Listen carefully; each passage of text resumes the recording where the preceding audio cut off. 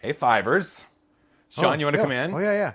I was just like, I'm going to stop recording everything. But wait, there's more. There's 5. Hey, come on in. I'm stepping on PLA. I know. Sean doesn't wear shoes.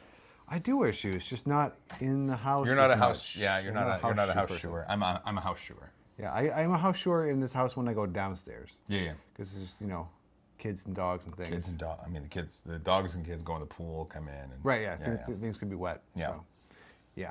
They don't come up in this room much. No. Yeah. So, all we have to deal with here is potential PLA slivers in the feet, which are the worst. Which would suck. Yes. Hey, as far as this goes, this was a lot of fun, and I liked it. I liked it a lot. Yeah. I enjoyed watching you do it.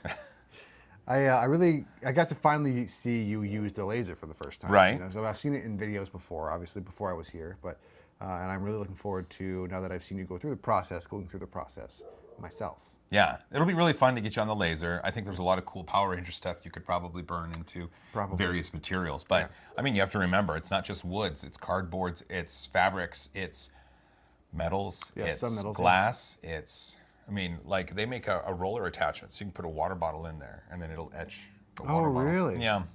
Yeah, I think Chelsea and Garrett have that for their laser. That's awesome.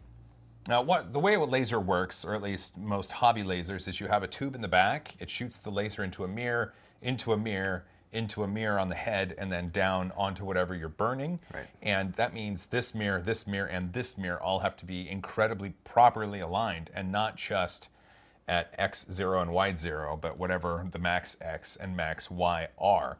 And that's why, which you see in the video, I believe, you'll see that it was burning just fine up in the upper quadrant, but as it got further away, you could tell that there were alignment issues because it wasn't burning as well. Right. Yeah, as you got towards whatever end it was, it didn't even cut all the way through this board. Right, and that's when I had to use the sword of exact 0 to attempt to get it down, and then that didn't work because it was missing a tip, so I used my Evan and Caitlin blade. Yes, which is definitely not exact 0. No, it wasn't exact 0. The print on the M3, I think, turned out incredibly well. I was really surprised, honestly. Yeah, the spiral designs, like these are not easy to do. No. They're not for any printer, right? So, no, not at all. And then the level of detail that it got within which figure is this? That is the Rook. The Rook. There's a staircase inside here that you can actually see spiraling around the inside. And the opposite spiral direction of the actual spiral that's on the outside. That's crazy. Well, that's why I was thinking that was more of a test print or a show-off piece for a resin-based machine. Absolutely. Which I think Form does for their Form machines. that one? Yeah. Okay, gotcha. Yeah, and then the King, on the silver or whatever color this is, did not do well on the top. Did much better on the blue. But I mean, for it to even say it didn't do well, it's slightly messed up. Right.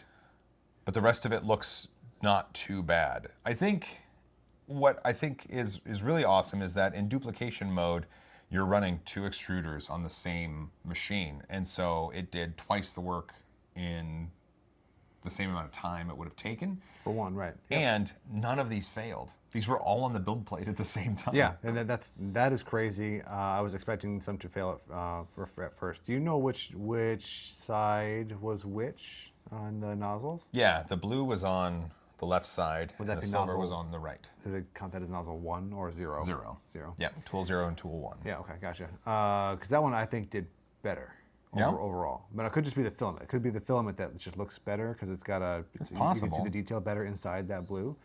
But I don't know. Well, silver is always going to give you play tricks on your eyes with the light. Right. This is exciting too because now we have a chessboard. I could teach you how to play chess. You could absolutely, and I do want to learn. Despite what I said in the video, I do Rook, actually want to learn. Knight, Bishop, Queen, King, and these are pawns. Gotcha. There you go. That's all you need to know. I knew everything but I knew the terms except for the bishop. Yeah. And now I know which ones. So you go Rook on the outside. Yep. And then Knights, and then Bishop. That's right. Gotcha. And Okay. then the Queen always starts on her own color. Oh, okay, gotcha. And by color, I mean light or dark. Right. Yeah. Yeah. Okay. Cool. This is this feels good. I loved using the laser, and I want to use the CNC machine and Yeah, we'll get a because resin printer in. We'll start using that. Yeah, well, we talked about doing like building a frame for the whole thing out of the CNC machine, right? But Which we still might do. we still could do.